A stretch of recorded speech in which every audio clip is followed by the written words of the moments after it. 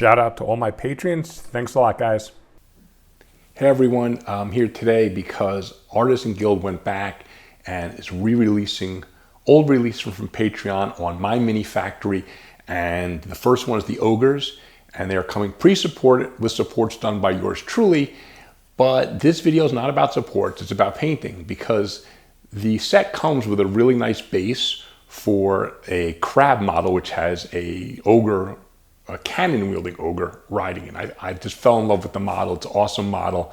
And I felt like as good as the base was, I wanted a bigger base and a more epic looking base. And I was in the mood to kit bash a base and paint it also. So what we're gonna do today is a speed painting tutorial on how to make a nice underwater / sand base like this. I think I did it in under 15 minutes to do the actual sand, and picking out the rest would only be a couple more minutes. But the video, anyone can pick out these things and make them whatever color they want. The video is about how to make your sand look like sand. And in addition, this base that I made personally, kit bashed from about 10 different files on Thingiverse, I will link in the description of this video where you can get my remixed version on Thingiverse. So if you want to make this print up this exact base and use it for your Marshclaw crab with Gronk Boomshot riding it, which I'm gonna have a few pictures of at the end for fun. It's a really cool model. Then you can go grab that base off Thingiverse. I will have it under, I guess, well, I'll list it in the description, maybe Sandy base. I don't know what I'm gonna name it, but it will be on Thingiverse. You guys can grab it and stay tuned. This painting video is gonna be really fast. Like I said, I think it was definitely under 15 minutes. Maybe it was under 10 minutes even. So you'll get your sand looking like this in no time at all. So I won't call it pro results because I'm definitely not a pro painter. You'll get really, really good tabletop results in just a few minutes. So stay tuned, and stay tuned after the painting to see how everything turned out. Thanks for watching. Okay, so here we have the base. It has been primed, a very dark charcoal gray. What I'm showing you here is that since it's 3D printed, it's got some nice texture built into it. I don't need to flock it or do anything. It's got some nice ridges. I want to make sure that in between all of the items I'm going to pick out later, I get a lot of color. So I'm using leather brown. You can use any dark brown. That's leather brown from Army Painter. And then you need a lighter brown. This is desert yellow. So you need any kind of brown with yellow mixed in. You could even make it by mixing brown and yellow together.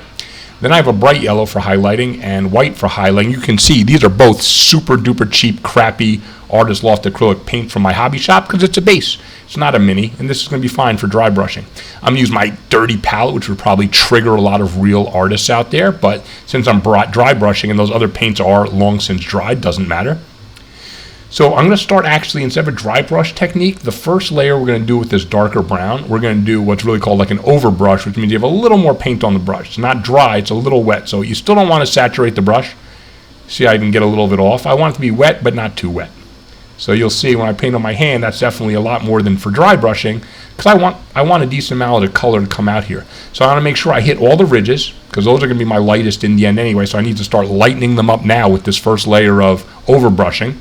I'm also going to hit even some of the recesses. Even though I want stuff to stay a lot darker, this brown's going to be a lot darker than my final highlight. So I want this to go almost everywhere, but not everywhere. So I'm kind of haphazardly slapping it around. Just the only thing I'm making sure I do is hit all the highest points. Then after that, I can hit 60 to 80% of the low points too. It doesn't matter, you know, because this is fine. Even if you cover the whole base in this, it would be fine. But you want to leave some of the black somewhere. And just by this overbrush method, you can see the lowest points are remaining basically black here, or super, super dark gray. They're not really even getting this brown on them at all. So you can see there's already some pockets that are going to wind up basically black when I'm done anyway, which is good. In nature, I mean, things are rarely uniform. Well, I shouldn't say that. Some things are uniform in color in nature even, but things like sand with, you know, shifting sand with different heights and layers is never uniform really. So by doing this in a non-uniform manner, this highlighting, it's going to give us a very realistic look in the end. So you can see I've probably got about 75 to 80% covered with this brown, but different areas have more of this brown than others. So even that, there's already, just by overbrushing this, I mean, in my mind, there's like 5 or 6 different colors, so to speak, on the base now, from a lighter brown all the way up to that almost black color. There's all different shades already, just because the overbrush is hitting the highest parts a lot more than the low parts, even though I am smushing it into the low parts a little as well. So you want decent coverage and it should look very like this, almost like a camouflage pattern, not all brown, just kind of brown and black, intermittent. And I'm just making sure I kind of get a little bit of brown almost everywhere. Now I'm done with that dark brown already.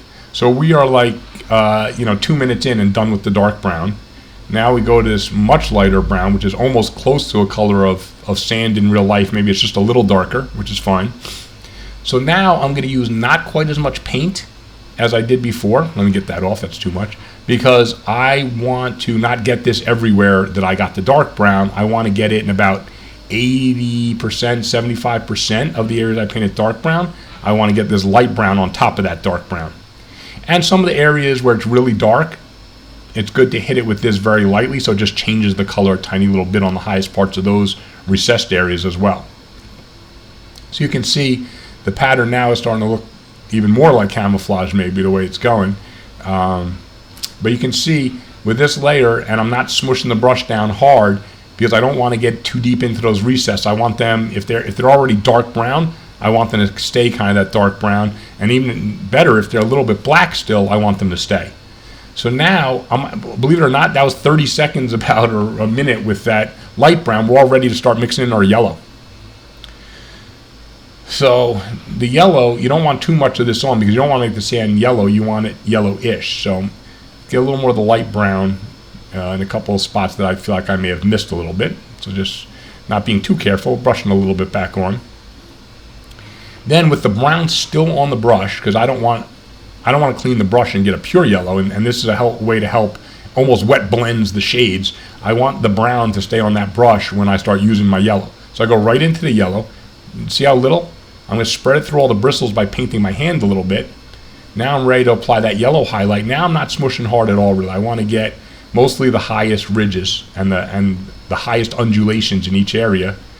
It doesn't matter if you get it on the things you're going to pick out later because those are going to be different colors anyway, so don't worry about brushing it all over.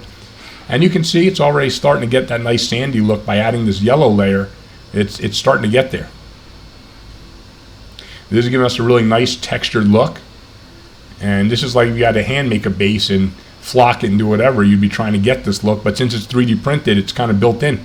All we have to do is highlight it to pick it out. So again, a little more of that yellow. And again, just trying, not smushing the brush hard now. And I don't have much paint on the brush. I'm just trying to hit the highest areas basically. When there's almost no paint left on the brush, it's all been kind of brushed off, then I can kind of smush it a little harder into some cracks and crevices and add like even another lighter shade mixed in there with the really dark shades. It's kind of a cool effect. So now I'm just going back in, even lightening up those top layers even more. And again, when there's almost no paint on the brush, then I can just kind of smash it anywhere and just try to add shades and highlights and all kinds of different effects, all over the base just by mushing it around a little bit. Now I'm almost done with the yellow because I don't want my sand to be too yellow because the sand I'm going for is more of a brownish than a yellowish sand in the end. So I just want this to highlight that brown color, not overtake it and make it yellow. So that's why I'm putting very little paint on the brush. And you can see I just keep repeatedly hitting it so it just picks up a little bit of yellow each time. So again, it's very little paint on the brush. You can see on my hand it's almost dry. That's the dry brush. And again, just starting to bring out those yellow highlights again, especially on these highest points. So it looks, and now it's really, on camera, I'm not sure how it's looking at everyone, but in my hand, it's really starting to look like sand. Like really, the color's really looking good. So now I'm going to bring in the white because now it's time for the final highlight. So we've been painting this for just about 7 minutes and it's almost done. So for the white, again, I'm not cleaning my brush because I don't want white. So I'm doing a little brown, a little bit of white, and a little bit of yellow because I want it close to white, but I want it to match the colors I've used. So by mixing a little of them in, I get a white that's, well, you see what it is. So it's very yellowish, brownish, light color. And now when I brush that on, it's going to blend. It's not going to jump out at you. And you can see it as I paint it, it's jumping out at you right now. But in my hand on the tabletop with natural lighting, it looks very natural, this highlight. So now I'm definitely sticking to just the highest areas. When the paint's almost off the brush, I can start smashing it into some of the lower areas again, just to create another layer of color down there. I don't want to cover it because I want them to stay dark, but it gets a tiny little highlight in it. It's really cool looking, actually. So now it's we're basically almost done. As this gets lighter, I might just highlight all the pieces I'm going to pick out later to make them easier to pick out now. It's almost like giving it a white highlight, so I can do the slug and the shells and all that stuff with it now, and that'll just help me to paint them later, actually. I'll give them a little touch, just start bringing out the details, so when I go to paint it, I can see everything nice and clear that I need to do. And that snail might be hard for you guys to see, but it's a really cool looking snail on there. Thanks to Resin 3D printing, either little eye stalks and whatever printed out, tiny little things. They're really cool looking. So again, I'm still just bringing this white, yellow, and brown mix. Now I'm going to do it. I'm even lightening up a tiny little bit more. I want this layer to be even, as you go with dry brushing, you always want to get lighter and lighter. And again, I'm trying to get almost all the paint off the brush, and then just bring it on the highest parts. There, I'm running it very, very lightly across the model, and by running it lightly, it's only hitting the top. Because if you press down hard, you're going to hit everywhere. So you don't want to press down hard. You want very light touch. Just the brush is just barely brushing the surface of this model. And you can see it's really bringing up the highlights now. And now it's looking great, I have to say. For someone like me who's not a really good artist, and you see the technique, this is not taking any skill. It just, you have to be, it's fast as hell, but you still have to be like a little bit patient going with layers of color. But you can see with basically no talent at all, you can really, make a really nice tabletop version. Obviously, if a real artist got a hold of this base like they're going to and paint it up nice, it's going to look 100 times better than mine. But you slap this base, once I pick out all the starfish, the shells, the anchor, and the coral there, once I paint those even half decently, this thing's going to look pretty good on the tabletop. It's not going to win any painting competitions, of course, but most of us, that's not what we're trying to do. We're trying to play D&D or whatever and slap a base down, and your friends go, "Oh my God, that looks great!" And you slap a base like this down, and they will say that because it does look pretty good. And the good thing is, like I said, I'm not talented. You see what I'm doing? It's just dry brushing, so it doesn't take talent to paint something that looks pretty good. So basically, this is almost done now. I'm just a couple more layers of highlights, and I think, because of the lighting I'm using on the camera, I actually don't think this probably looks as good to you as it does to me. It looks really pretty good in person. Hopefully the pictures at the end, you'll see another base I did just like this exact same. Here I'm pointing out there's a thin little peel force line from when I printed the base. So I have to go back. You can't even see it at this distance, but up close you can. I have to go back and work on those colors there a little bit so you can't tell if there's a line. Although when I put the giant crab on here, I don't think you'll see it actually.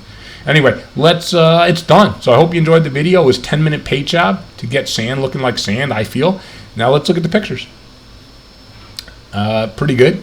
Looks decent. I picked out some stuff. Here's the crab on it, so you don't really get to see that much of the base, so it makes it look even better. And here it is with the gronk on it, which I think, look how awesome the model. Crab and a cannon-wielding ogre on the crab. Friggin' awesome, man. So anyway, I hope you guys enjoyed this video. Hope it helps you paint stuff and get on the tabletop. Please check out my other instructional videos on what I'm really best at, which is 3D printing, reviews, and tests. Please support my Patreon. Thanks for watching, and happy 3D printing.